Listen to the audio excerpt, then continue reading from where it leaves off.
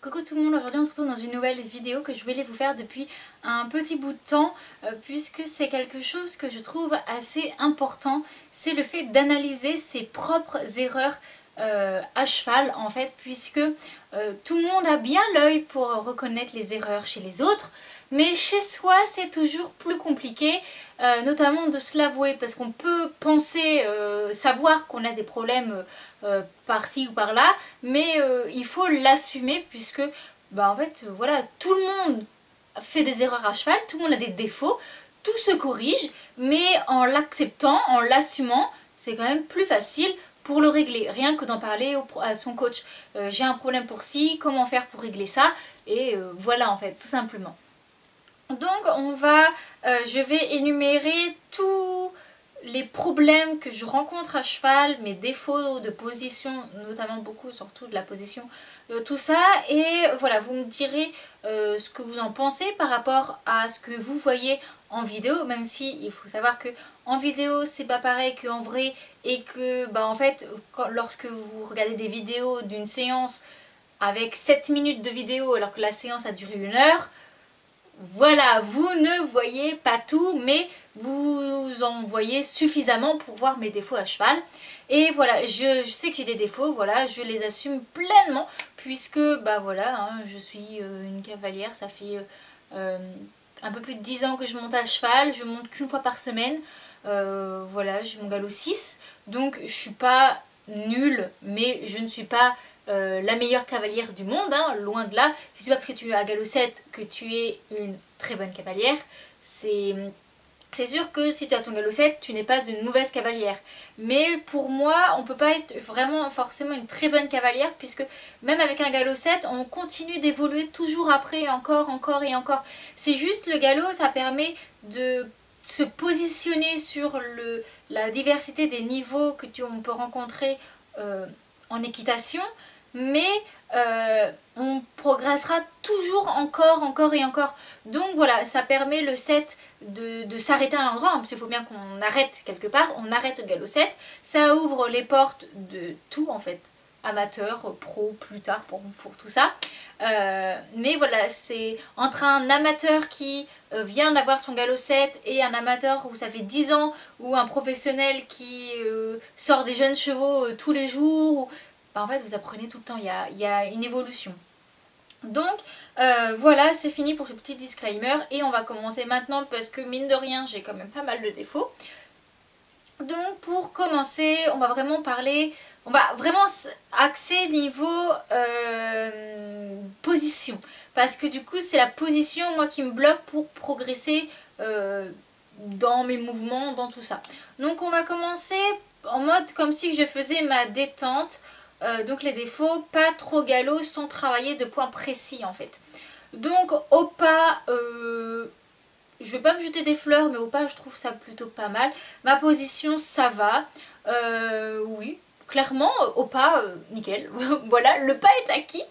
Ensuite au trot, après ça dépend aussi, par exemple rien que quand je monte ticket, que je monte miche, j'ai pas les mêmes défauts sur les deux. Ils sont tous les deux différents et ils ressortent chacun différemment mes défauts. Mais par exemple avec ticket, qui est très sensible de la bouche, très sensible au moindre de mes mouvements de main, et bien avec lui ça se voit que je fais gauche-droite tout le temps au trot. Genre quand on voit les images vers soi, enfin que le cheval arrive vers toi, c'est flagrant. Moi dessus je vois pas sa tête qui fait droite-gauche et je le ressens pas. Donc j'ai du mal à le changer ce défaut puisque je ne le ressens pas. Des fois j'ai l'impression, je me concentre dessus, je me dis là c'est bon je le fais pas. Et ma coach me dit que je le fais. Donc je la crois, hein, pourquoi m'en tirer. Mais pour le coup genre j'y pensais, je pensais à ne pas faire droite-gauche. Et bah du coup je faisais droite-gauche. Donc clairement ça, je pense que c'est l'un de mes plus gros défauts puisque ça enlève la stabilité, le confort pour le cheval. Et puis bah, enfin, comment veux-tu travailler quand déjà ton cheval il est pas droit, puisque un moment il est à gauche, un moment il est à droite, donc voilà, c'est clairement pas terrible. Donc au trot, je pense que c'est mon plus gros et entre guillemets seul défaut, parce que le reste c'est plutôt pas mal en fait.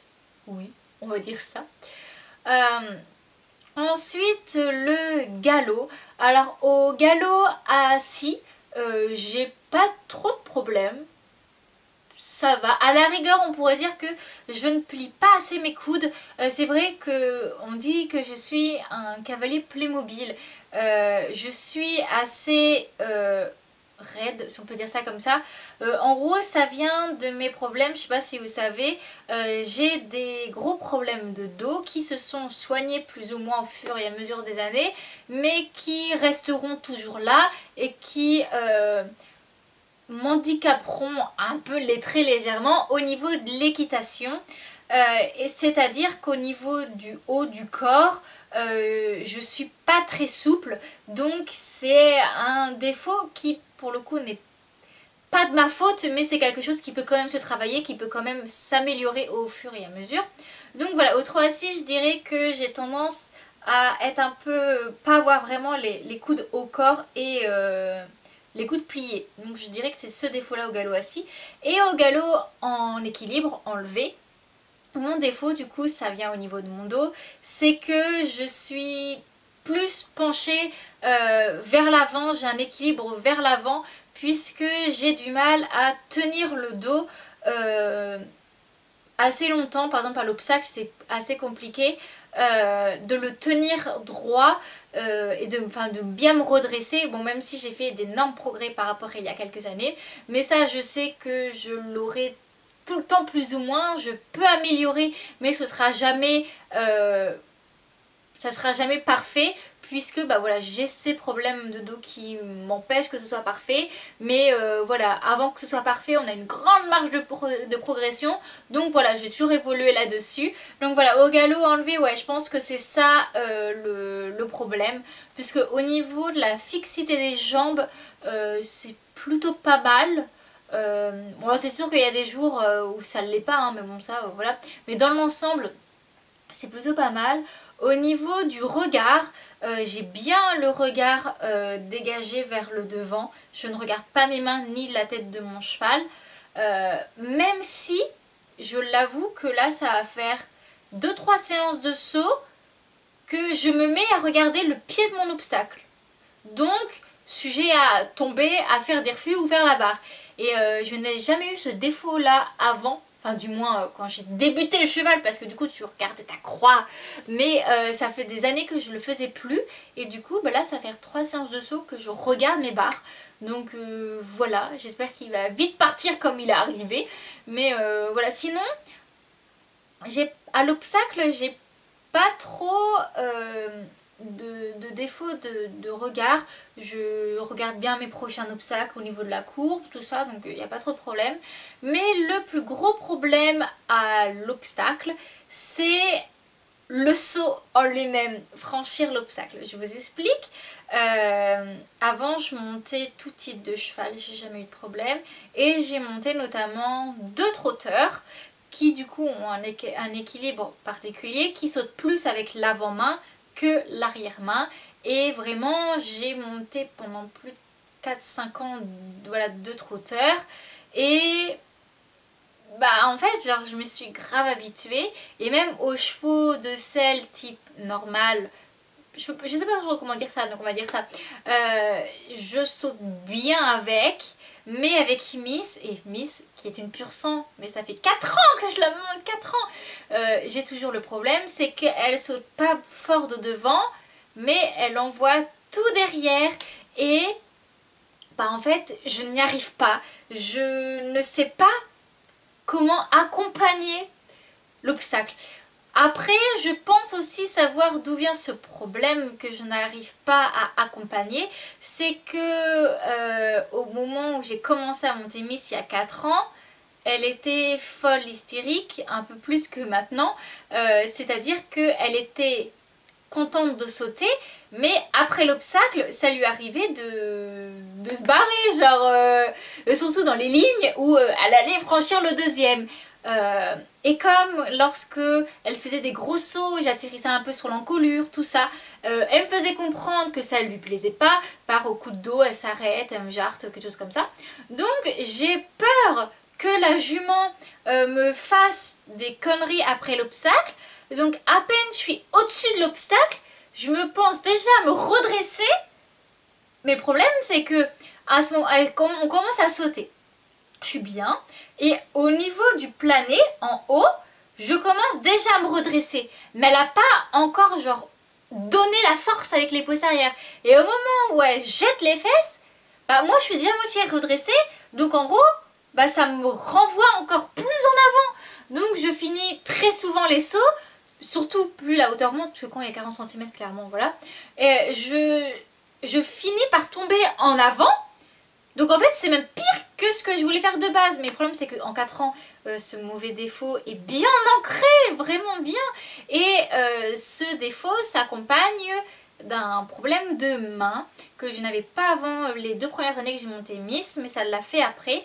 C'est que j'ai les mains qui se bloquent un petit peu au-dessus du garrot et ils se bloquent en fait. C'est-à-dire je n'arrive pas à bouger les bras pendant le saut, c'est-à-dire à avancer mes mains, pas pour rompre le contact hein, carrément, mais pour lui laisser du mouvement de tête. Je n'y arrive pas. Du coup, pour ne pas, quand on se prend des sauts un peu pourris, pour ne pas lui défoncer la bouche, j'ai tendance à laisser couler les rênes.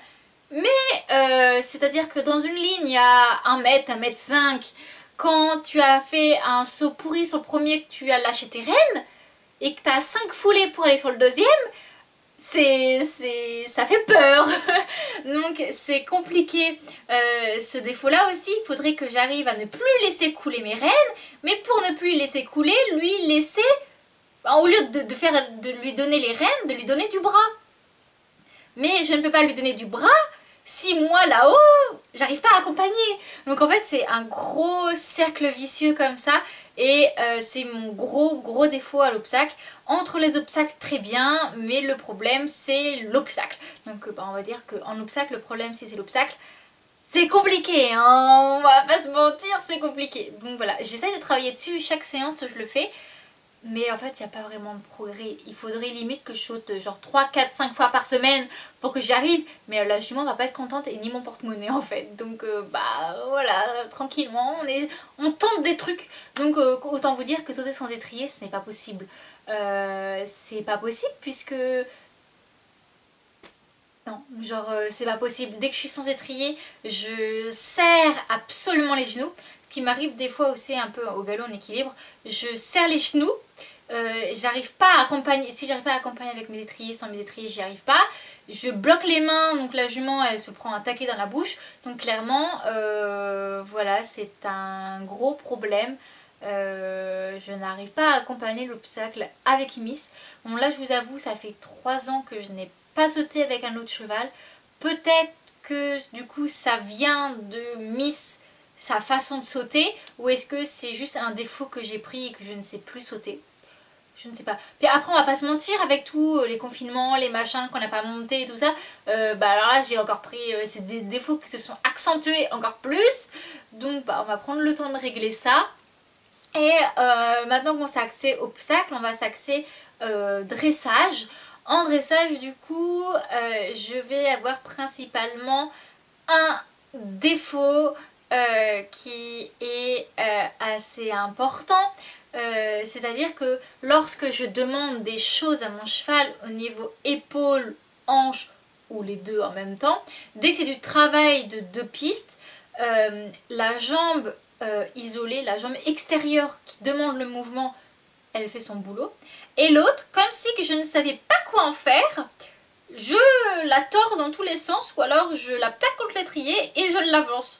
Mais du coup, bah, elle sert à rien. Alors que cette jambe-là, la jambe intérieure, ne sert pas à rien. Elle sert à contrôler l'épaule, garder l'équilibre, donner de l'impulsion. Enfin, en gros, elle sert à plein de choses. Mais pas avec moi. Bah, surtout Ticket, qui lui n'a pas forcément besoin de cette jambe intérieure.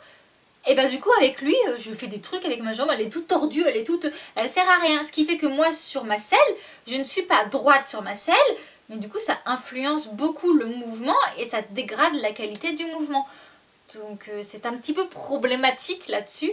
Ce qui fait que quand je demande par exemple hanche en dedans, je vais absolument me focaliser sur ma jambe intérieure pour que je la garde bien. Mais ce qui fait qu'après le mouvement est moins bien. Mais si je me concentre sur le mouvement, ma jambe fait n'importe quoi. Donc voilà, c'est un gros problème par rapport à ça. Sinon après en dressage, c'est plutôt... j'ai pas trop de problèmes. Après c'est des problèmes qui se mettent avec le temps. C'est pas des problèmes de position. C'est en fait il faut le temps. Quand par exemple les appuyer, j'ai beaucoup de mal parce que j'en ai pas fait suffisamment dans ma vie de cavalière pour savoir en faire. Mais voilà, c'est juste un manque de travail et d'expérience. Mais du coup, voilà pour mes problèmes et défauts de position, d'équitation, qui du coup sont quand même handicapants. Puisque ces problèmes, comme je vous dis, à l'obstacle, si je n'arrive pas à franchir l'obstacle, c'est problématique. Et en dressage, à partir d'un certain niveau, le travail de piste est quand même important et on en fait à peu près à toutes les séances. Tu as un problème d'équilibre ou ça avec ton cheval, tu vas faire, je sais pas, par exemple, tête en avant, bien sûr, tu vas faire épaule en dedans, ceci, cela. Le problème c'est que si à chaque fois que je demande un mouvement, ma position se dégrade, en fait j'ai pas fini puisque je vais pas, avec mon galop 6, j'aimerais passer le 7 d'ici pas trop longtemps. Je vais pas faire que des diagonales et puis des demi-voltes renversées par exemple, au bout d'un moment, voilà. Mais voilà ce gros problème de main, enfin de jambes plutôt.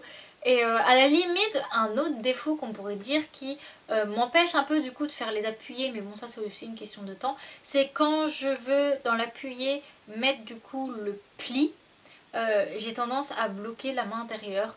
Mais voilà, comme avant je bloquais la main intérieure dans l'incurvation, je bloquais la main intérieure dans des figures qui je ne le fais plus du tout. Donc en fait voilà, c'est juste le temps que j'apprenne à me relâcher, à demander sans dire tourne la tête. Voilà, après voilà, faut doser, il faut tout ça. Mais du coup voilà mes principaux défauts à cheval. Ensuite en niveau, enfin en autre que position, j'ai pas l'impression d'en avoir tant que ça, puisque je suis... Enfin, j'ai eu des phases, par exemple des phases où j'étais trop perfectionniste, je demandais trop, je voulais trop bien faire, mais maintenant j'ai compris que de toute façon il faut que j'aille avec mon niveau. Et puis c'est pas parce que pendant une séance je n'arrive pas à faire une bonne session que je suis nulle. Si j'arrive pas à faire une session, alors les sessions j'en ai fait 40 000 dans ma vie, si j'arrive pas à en faire là, c'est pas grave, la semaine prochaine j'arriverai. Et donc j'ai pas trop ce problème là, ni d'autres problèmes, enfin je sais pas trop comment dire, mais par rapport à ça je m'énerve pas forcément sur mon cheval rapidement. Au bout d'un moment ça va m'énerver, mais je vais plus m'énerver sur moi que sur le cheval.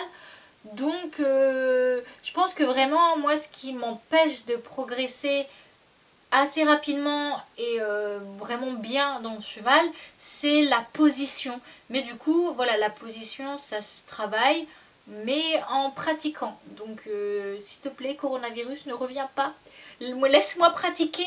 Déjà qu'une fois par semaine je trouve ça peu, parce que les années où j'ai le plus progressé c'est les années où j'ai monté 2 fois par semaine. J'ai monté dans ma vie, une fois j'ai monté pendant une année j'ai monté 2 fois par semaine en cours compétition obstacle, donc je sautais minimum une fois dans la semaine. Et ensuite pendant 2 ans je faisais des cours de dressage, donc j'avais un cours où je faisais dressage obstacle et un autre où je faisais que dressage. C'est ces 2 années où j'ai énormément progressé jusqu'au corona où j'ai extrêmement chuté. J'ai repris plus ou moins en 1 à 2 mois, j'ai repris du niveau, mais voilà, je reste toujours bloquée sur certains défauts, parce que c'est aussi une fois qu'on est conscient du problème, que j'en ai parlé à ma coach, que je sais plus ou moins comment les régler, maintenant il faut pratiquer. Voilà, il faut pratiquer pour pouvoir les enlever et les remplacer par des bons réflexes. Donc ça se travaille, je vais le travailler, il n'y a pas de raison que je n'y arrive pas.